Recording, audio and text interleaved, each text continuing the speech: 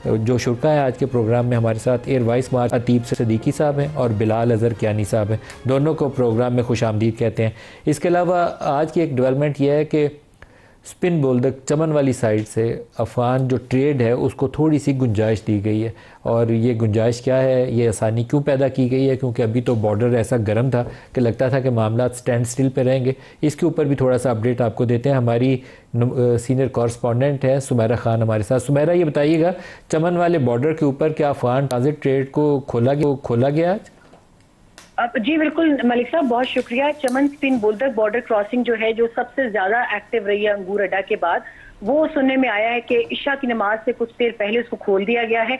उसको असर के वक्त खुलना था, मगर दोनों तरफ जो ट्रेडिंग के हवाले से जो लोग तमाम तर मैटर्स को हैंडल करते हैं, जिसमें FIA है, कस्टम्स है और बाकी जितने भी रेलेवेंट इदारे हैं, उनके हुकाम असल में इस जंगी माहौल की वजह से अपने अपने घरों को जा चुके थे। उनको बुलाया गया आज और उनके हवाले दोबारा से किया गया, तो ट्रेड खुल गई है। मगर तय ये पाया है कि वो तमाम तर ड्राइवर्स जिनके पास पाकिस्तान का वीजा और पासपोर्ट होगा, सिर्फ उन्हीं को ट्रक्स लाने की इजाजत होगी। और चमन की जानिब से सिर्फ वो ट्रक आएंगे भी जो खाली हैं, क्योंकि एक बहुत बड़ा बल्क जो है ट्रक्स का वो पाकिस्तान की सरहद पर इंतजार कर रहा था। इसके अलावा आम जो लोग हैं अफगान, उनको पैदल क्रॉसिंग की इजाजत अभी नहीं दी गई। और बताया यही जा रहा है सिक्योरिटी जराये की जानिब से कि कुछ हसास मामलात ऐसे हैं, पाकिस्तान ने स्क्रूटनी बहुत सख्त कर दी है और पाकिस्तान की जानिब से किसी ऐसे मशकूक शख्स को या खातून को या इवन बच्चों को भी देखा जा रहा है कि किसी टेररिज्म के वाक़े के लिए इस्तेमाल ना किया जाए। तो ये अभी तक ये बताया जा रहा है कि ट्रेड क्रॉसिंग्स और क्लियरेंस से मुतल्लिका हुकाम पहुंचे हैं, उन्होंने ये बॉर्डर खोल दिया है। और सेम गोज फॉर तोरखम, जो कि कल खोला जाएगा। और उस हवाले से मैं ये भी बता दूं कि अफगान एम्बेसी में तमाम तर तफसीलात पहुंचा दी गई हैं कि वीजा और पासपोर्ट की शर्त पर किसी सूरत नरमी नहीं बरती जाएगी और ये शराइत अगर मंजूर है तो कल तोरखम खुलेगा। बकिया 3 कॉरिडोर जो हैं उसमें गुलाम खान, अंगूर अड्डा, खरलाची, वो अभी गैर फाल है। क्योंकि आप लोग देखते रहे हैं कि खरलाची कुरम में आता है, अंगूर अड्डा और गुलाम खान इसी तरह बिलतरतीब नॉर्थ वजीरिस्तान और साउथ वजीरिस्तान में आते हैं। और इन तीनों बॉर्डर क्रॉसिंग्स के ऊपर, ट्रेड क्रॉसिंग्स के ऊपर बहुत शदीद जो है वो शेलिंग की गई थी अफगानिस्तान की जानिब से। और यही वो तीनों चारों मकामात हैं जहां पर अफगानिस्तान की तरफ से 11-12 अक्टूबर को जारियत का आगाज किया गया था। बहुत शुक्रिया सुमेरा खान, आपने अपडेट किया। फरमाइएगा कि क्या अपडेट है हुकूमत की जानिब से, ये जो नरमी पैदा की गई है चमन वाली साइड से और तोरखम के ऊपर वो बता रही हैं कि कल से की जाएगी, क्या कोई इस एग्रीमेंट का हिस्सा है जो आपने दोहा में साइन किया?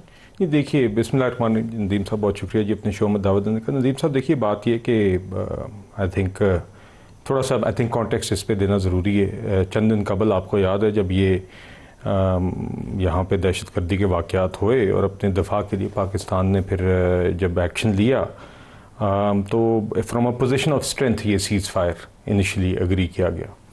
और ये बात बड़ी अहम है क्योंकि ये तालिबान रजीम की दरख्वास्त पर ये सीज़ फायर हुआ था।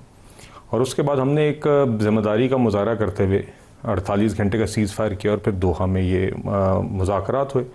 अब देखिए, ये सीज़ फायर जारी है और यकीनन हम तो चाहते हैं हमेशा से कि अमन हो उस खत्ते में और ये चीज़ें हों, मगर ऐसा नहीं हो सकता कि अफ़गानिस्तान की धरती बार बार पाकिस्तान में दहशतगर्दी के लिए इस्तेमाल हो और उस दूसरी साइड से इस तरह का एक रवैया हो कि कुछ हो ही नहीं रहा, जो कि बदकिस्मती से इस नहज पर बात आ गई थी।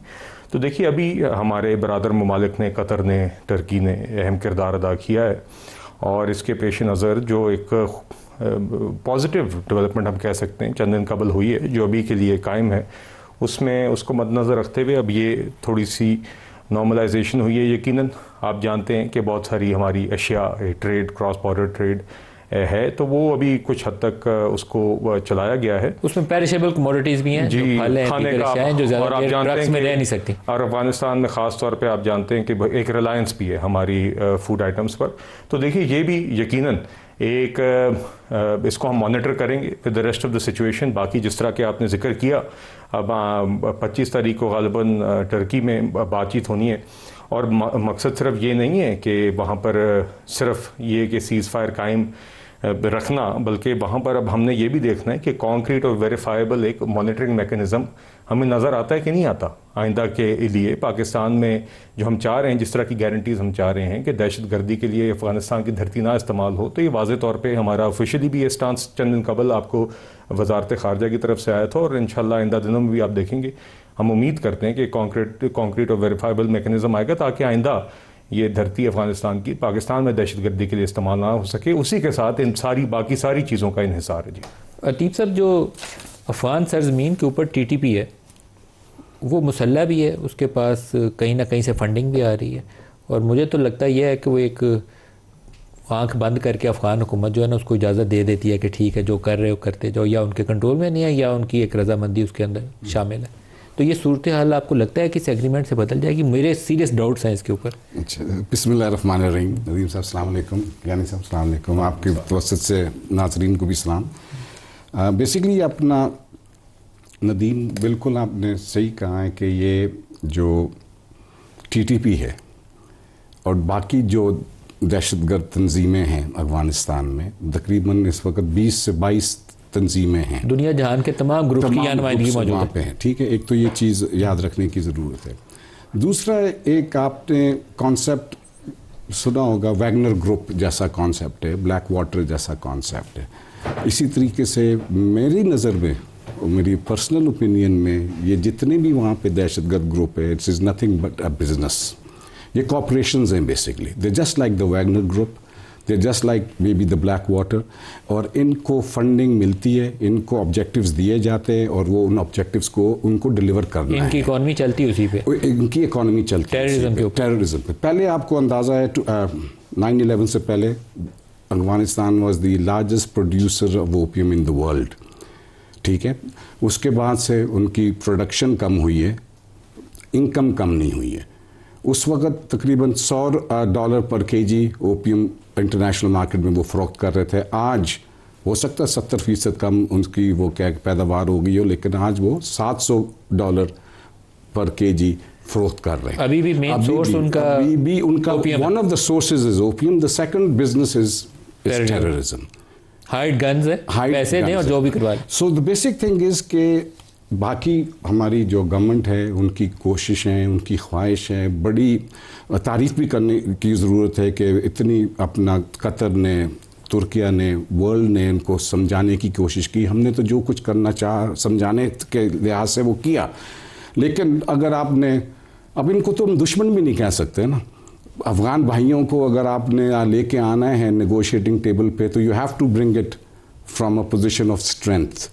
जो हमेशा कोई ना कोई जंग होती है या कोई कॉन्फ्लिक्ट होता है, जब आप उसको घुटने उनको टेकने पे मजबूर करते हैं तो वो नेगोशिएटिंग टेबल पे आ जाते हैं। एयर मार्शल साहब, जो अफ़गान हमारे भाई हैं जी, हमारा उनसे बहुत ताल्लुक वास्ता है, नेबर है हमारे, लेकिन 47 से लेकर 14 अगस्त 1947 से शुरू करके आज तक कभी वो हमारे दोस्त रहे नहीं हैं। तो पाकिस्तान की रुकनियत की मुखालफत उन्होंने की, खाद यहाँ जो धमाके करती थी वो आपके सामने है, जो कुछ ये गनी साहब, अशरफ गनी साहब की हुकूमत कर रही थी, कारज़ई साहब जो कुछ कर रही थी, सब कुछ हमारे सामने है। तो we have a long history. Coming now to the ceasefire, अब ख्वाहिश मेरी भी है, आपकी भी है, सबकी ख्वाहिश है कि ये सीज फायर होल्ड करे, एंड दे आर एक कॉन्क्रीट मैकेनिज्म जिनकी इन्होंने बात की, मॉनिटरिंग और वेरिफिकेशन की, वो अब डिफाइन होगा इन दी 25 अक्टूबर मीटिंग, जब इस्तांबुल में इकट्ठे होंगे कि इसको मॉनिटर, वेरीफाई और इंश्योर कैसे किया जाए।